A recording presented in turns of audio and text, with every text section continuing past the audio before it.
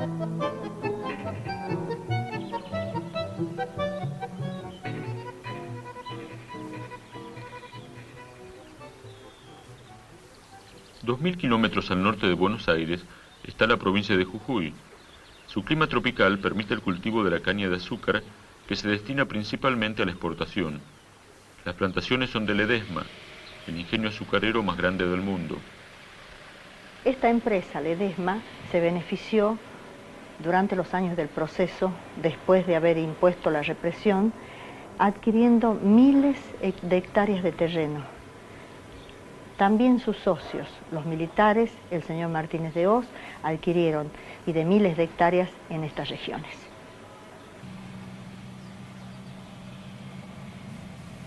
Ledesma controlaba prácticamente toda la provincia. Con el golpe militar, su poder solamente se reforzó. El 24 de marzo, a las 3:30 de la madrugada,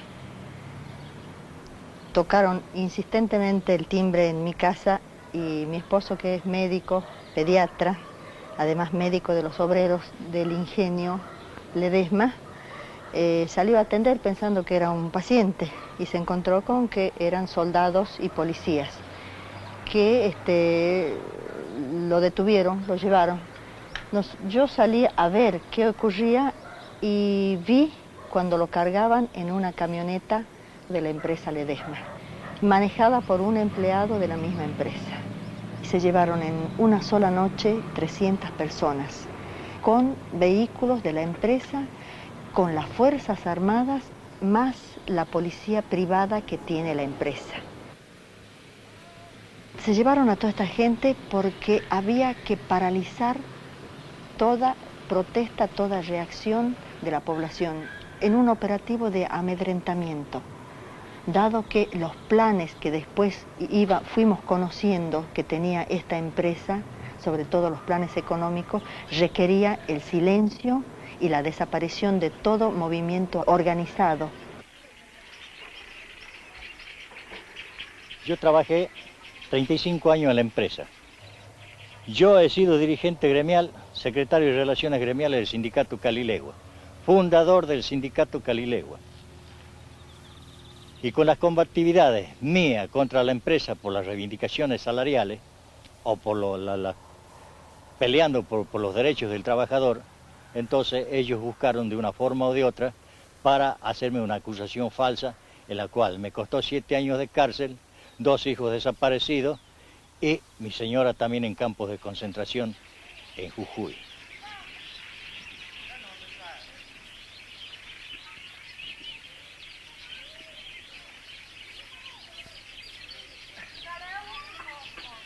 Aquí el temor lo ponen de muy distintas maneras.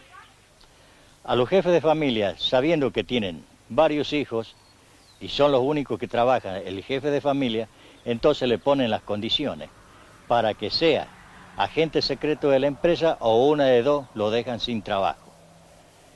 Y fue así que así lo extorsionaron a mi hermano. Y eso sigue trabajando siempre, imponiendo el temor con esa gente que los tiene como agentes secretos de la empresa, que también están trabajando como obreros de la empresa. La represión en los campos de Ledesma y en la fábrica Sindar no fueron una excepción. En la mayoría de las empresas multinacionales se confeccionaron listas de trabajadores que tenían que desaparecer.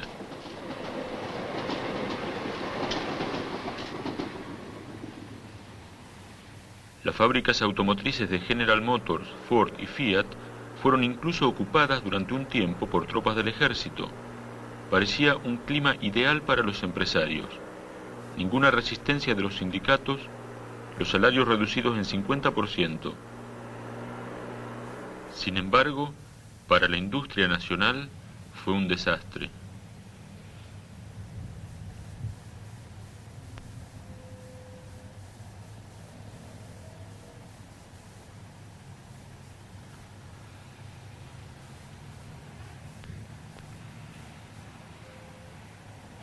La represión dispuesta en los 8 años anteriores a este momento, en beneficio exclusivo de las multinacionales y de las empresas agroexportadoras, motivó que toda la industria en general sufriera el impacto.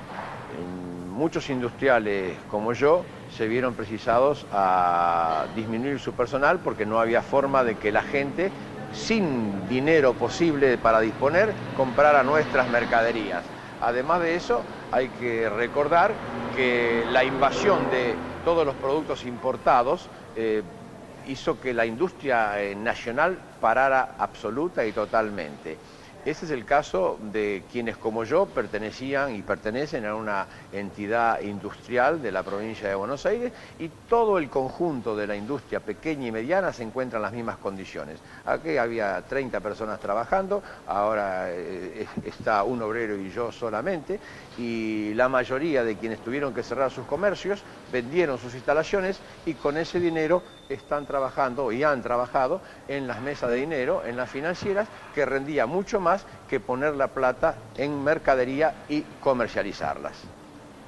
Cada banco tiene estas mesas de dinero donde se compra y se vende dinero. ¿En 3 días cómo lo estás viendo? Aquí se determina el valor del dólar paralelo. ¿Pero qué puede ser? Este era el centro de la política económica del gobierno militar, la especulación que llevó al país a la enorme deuda externa. Para atraer dólares del exterior, los militares inventaron algo especial, la sobrevaluación del peso. ¿Cómo funcionó esto? La inflación en Argentina había alcanzado niveles muy altos, siempre más pesos para comprar lo mismo. Por ejemplo, un kilo de pan que costaba 100 pesos en el mes A, en el mes B cuesta 200 pesos. Debido a la inflación, los bancos tenían que ofrecer un interés atractivo, un interés igual a la tasa de inflación. Así, los 100 pesos que alguien ponía en un banco en el mes A eran 200 pesos en el mes B. Hasta aquí, nada anormal. Había una excepción. Todo resultaba más caro menos el dólar. El gobierno devaluaba el dólar a una tasa menor que la inflación y así hizo posible la especulación. Supongamos que un dólar costaba en el mes A 100 pesos, en el mes B debería costar 200 como el kilo de pan, pero costaba en este mes solo 125, demasiado barato. ¿Qué hicieron entonces todos los argentinos con algo de dinero? Ponían, por ejemplo, en un banco 100 pesos en el mes A, que en ese momento equivalían a un dólar. En el mes B, esos 100 pesos se habían convertido en 200 debido a los altos intereses, pero el dólar solo costaba 125 pesos, así que ahora con los 200 pesos se podía comprar un dólar 66, una ganancia de 66%. El juego comienza. Los dólares se podían comprar y vender libremente. El Banco Central garantizaba la presencia de dólares que masivamente se tomaban prestados en el exterior, ya que la demanda de dólares baratos de la oligarquía, los generales y las grandes empresas era ilimitada. El Estado se endeudó para enriquecer al sector privado. También del exterior se participó en este negocio. Millones de dólares se cambiaron por pesos. Se colocaron en los bancos argentinos para cambiarlos al poco tiempo en muchos más dólares y sacarlos del país.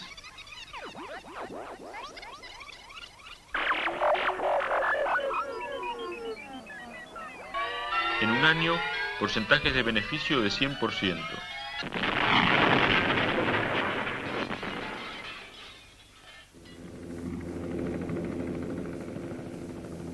¿Y a dónde fueron esos dólares? Cerca de 15.000 millones de dólares a las fábricas de armamentos de Francia, Alemania Occidental, Israel, Estados Unidos y el vecino Brasil.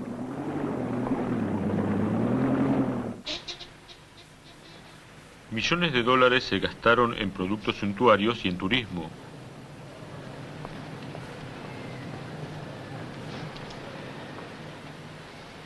Pero lo más importante fue la fuga de capitales.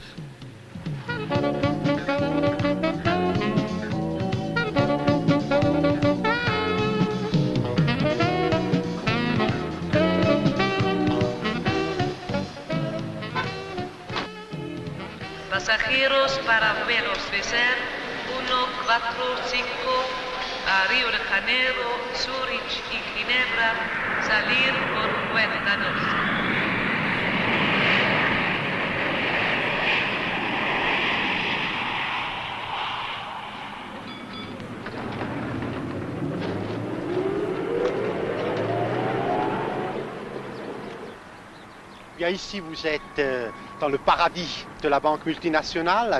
Aquí usted está en el paraíso de los bancos multinacionales. Hay aquí centenares de bancos, entre ellos los más ricos de la Tierra. Esa riqueza viene fundamentalmente de la fuga de capitales del mundo entero. Pensamos que aquí hay alrededor de 600.000 millones de dólares en capitales fugados que han desaparecido en las cuentas anónimas gracias al secreto bancario en este país.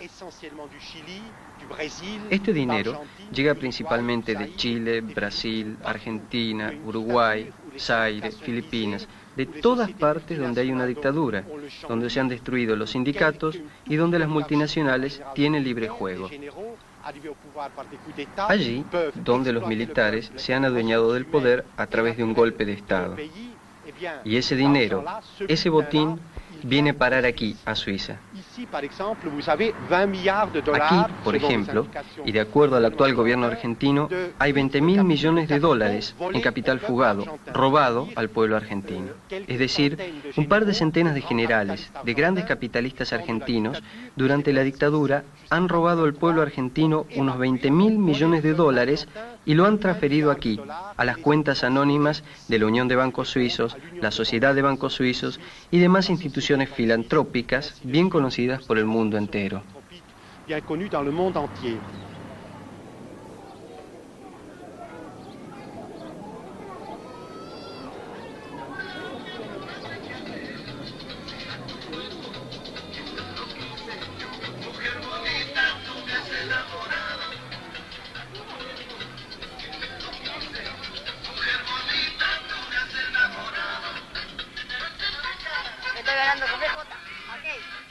¿Ha crecido mucho la población de la villa en los años de la dictadura militar?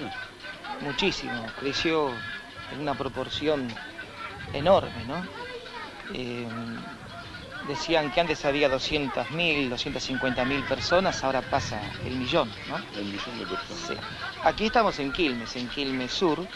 Es una villa que antes era muy chiquitita, había 30, 40 casas, ahora son 360 familias que viven acá, ¿no?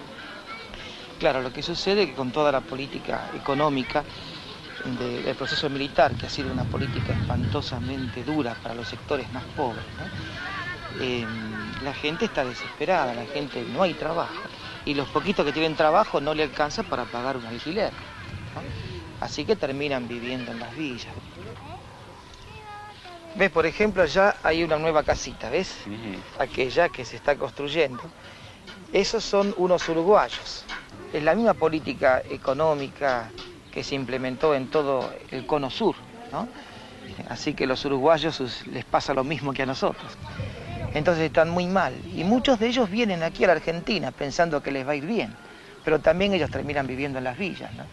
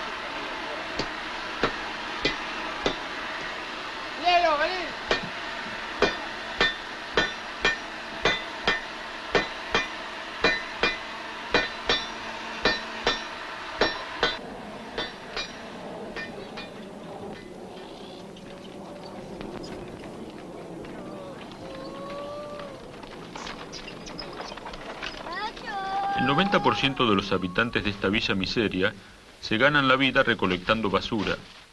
Con carros alquilados, la gente de la villa trae la basura de la ciudad cercana y luego de separarla la venden a un comerciante en la villa.